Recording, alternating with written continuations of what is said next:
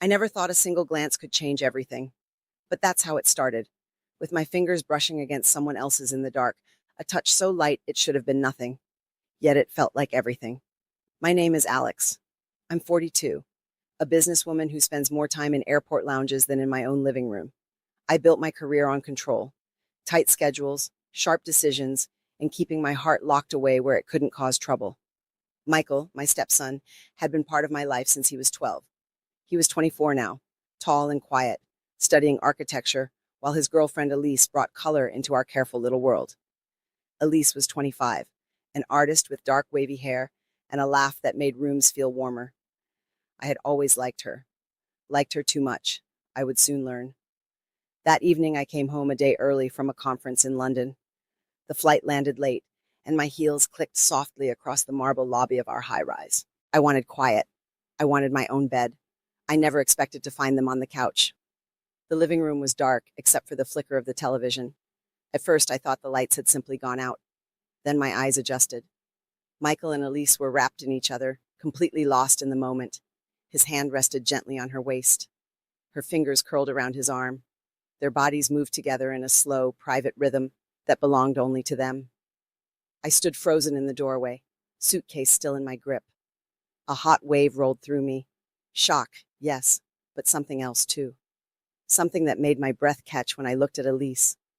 The soft curve of her shoulder, the way her head tilted back, the trust in her eyes as she looked at him. My pulse quickened. I told myself to leave, to back away quietly, but my feet wouldn't move. I must have made a sound. The suitcase slipped from my fingers and thudded against the floor. They startled apart. Elise gasped and pulled a throw blanket around herself. Michael sat up fast, eyes wide. "Alex," he breathed. "We thought you were coming back tomorrow." I tried to smile. My voice came out steadier than I felt. Flight changed. I should have texted. My eyes kept drifting to Elise. She gave me a small, embarrassed smile that somehow made my stomach flip. "It's okay," I said quickly. "I'm tired. I'll head to my room." I closed my bedroom door behind me and leaned against it, heart hammering. The image of Elise's face, soft, glowing, completely open, refused to leave. I had never looked at a woman that way before, not like this. My hands trembled as I changed into silk pajamas. When I finally slipped under the covers, I could still feel the warmth of that unexpected longing low in my belly. I told myself it was exhaustion, a moment of weakness, nothing more. The next evening, I went to the art gallery opening to escape my own thoughts. Bright canvases, soft chatter, glasses of wine, the perfect distraction. I moved from piece to piece, trying to lose myself in color and shape. Then I heard her voice. "Alex?" I turned. Elise stood beside me in a simple black dress that skimmed her figure. Her dark hair fell over one shoulder. She looked nervous but happy to see me. "I didn't expect to run into you here," she said softly. "Neither did I." My voice sounded normal.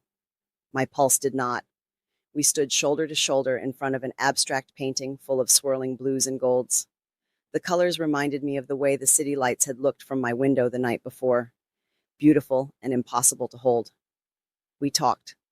At first about the art, then about everything else. She told me about her latest series, how she sometimes felt lost inside her own paintings. I told her about the pressure of closing deals while pretending I had it all together. Our words flowed easily, like we had been waiting years to speak them. When she laughed at something I said, her hand brushed my arm. Just a light touch, fingertips against my sleeve. I felt it everywhere. A group of her friends invited us to a rooftop bar afterward. I should have said no.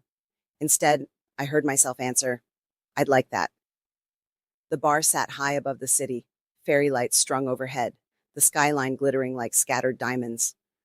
We found a quiet corner booth. The night air was warm, and so was the wine. Conversation grew softer, closer. Elise's knee rested lightly against mine under the table. Neither of us moved away. She told me about her fears, that her art would never be enough, that she would always feel a little bit alone. I listened like I had never listened to anyone. When I reached for my glass, our fingers touched again. This time we didn't pull back right away. Her skin was warm. My thumb brushed the side of her hand without thinking. The moment stretched, delicate and dangerous. "You make me feel seen," she whispered. No one's ever done that quite like this. My heart thudded so loudly I was sure she could hear it. You do the same for me, I admitted. The bar began to close. We took the elevator down together, just the two of us. Halfway to the ground floor, the car jerked and stopped. The lights dimmed, then went out completely. Emergency lighting glowed faint red. Are you okay? I asked, voice low. I think so. Her hand found mine in the dark. Our fingers laced together naturally, like they had been waiting for permission. We stood close enough that I could smell the soft jasmine of her perfume and feel the warmth of her breath. The silence wrapped around us like a secret. Alex, she said, barely above a whisper. I don't know who moved first, maybe both of us. Our bodies leaned in at the same moment. My free hand found her waist. Hers rose to my shoulder. Then our lips met, soft, tentative, full of everything we hadn't said. The kiss was slow and sweet, a gentle press that deepened only enough to make my knees feel weak. We held each other like that, breathing the same air, hearts racing in perfect sync. No rush, just warmth and wonder, and the terrifying knowledge that this was something we could never take back. The elevator lights suddenly flared back on.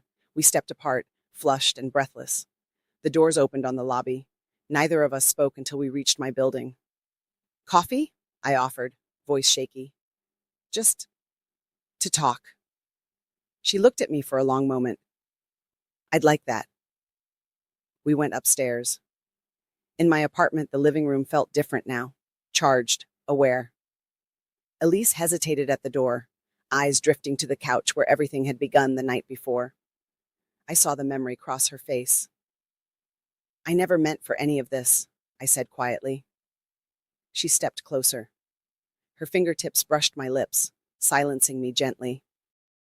Neither did I. But here we are. She smiled, small and sad and hopeful all at once. I should go. We both need to think. I nodded. When the door clicked shut behind her, I pressed my forehead to the wood and closed my eyes. The taste of her kiss still lingered. My whole body hummed with longing I had no name for. Morning came too soon. Sunlight painted stripes across my floor. I was still in yesterday's clothes, curled on the sofa with a cup of coffee gone cold. The doorbell rang. Michael stood outside, looking calm and serious. Morning, Alex. Can we talk? I let him in. We sat in the same living room that now held too many memories. I poured iced tea with hands that barely shook. He asked about my trip. I asked about his classes. Small talk stretched thin until he set his glass down. I know about the kiss, he said simply. The room tilted. My breath froze. How? I saw the security footage from the elevator. The building app sends motion alerts. I wasn't spying. I just saw. He didn't sound angry. He sounded tired and strangely gentle. I'm not mad, Alex. Not at you. Not at Elise. I waited, heart pounding. Things between Elise and me, they've been changing, he continued. We still care about each other, but something's missing. Watching the two of you last night, the way you looked at her, the way she looked at you, it didn't make me jealous. It made me curious. It made me realize maybe we all want something we haven't admitted yet. He leaned forward, elbows on his knees. I have an idea. It's crazy. But hear me out. I couldn't speak. I could only listen. I want you to invite Elise over again. Tonight, if she'll come. I'll stay here, but I'll stay out of sight. In the shadows of the hallway, maybe. I just want to watch. Not to control anything. Just to see the connection you two have. To understand what's happening between us all. The words hung in the air like smoke. My mind spun. Part of me wanted to laugh. Part of me wanted to run. And a deeper, quieter part, the part that still felt the ghost of Elise's hand in mine, felt a rush of something dangerously close to relief. Why? I asked, voice barely there. Michael gave a small, honest shrug. Because I love her. And I think I love you too. In a way I'm only starting to understand. Because watching the two of you together felt right. Like something beautiful I don't want to stand in the way of. I don't want to participate, I just want to witness, if everyone agrees. I stared at him, searching for any sign of anger or trickery. There was none, only open, vulnerable hope. My mind flashed to Elise's soft laugh, to the way her fingers had laced with mine in the dark, to the gentle press of her lips. I thought about the years I had spent keeping every feeling neatly boxed away, and I thought about how alive I had felt in that elevator, seen, wanted, unafraid. I don't know, I whispered. But even as I said it, warmth bloomed in my chest, the same warmth I had felt when Elise touched my arm at the gallery, the same warmth that had wrapped around me when our bodies drew close in the dark. Michael nodded, patient. You don't have to decide now. Just think about it. Talk to her. If she says yes, and you say yes, I'll be here. Quiet, respectful. Nothing more than an observer who cares about both of you. He stood up to leave, pausing at the door. Whatever you choose, Alex, I'm still your family. That doesn't change. After he left, I sat very still. Sunlight moved across the floor. My phone lay on the coffee table. I picked it up and opened a new message to Elise. Hey, last night meant more to me than I can explain. Can we talk? Maybe tonight, at my place? I hit send before I could overthink it. Minutes later, her reply appeared. I've been thinking about you all morning. I'll be there at 8. I set the phone down and closed my eyes. My heart raced with nerves and something brighter. Anticipation. The apartment felt alive with possibility. Whatever happened next, I knew one thing for certain.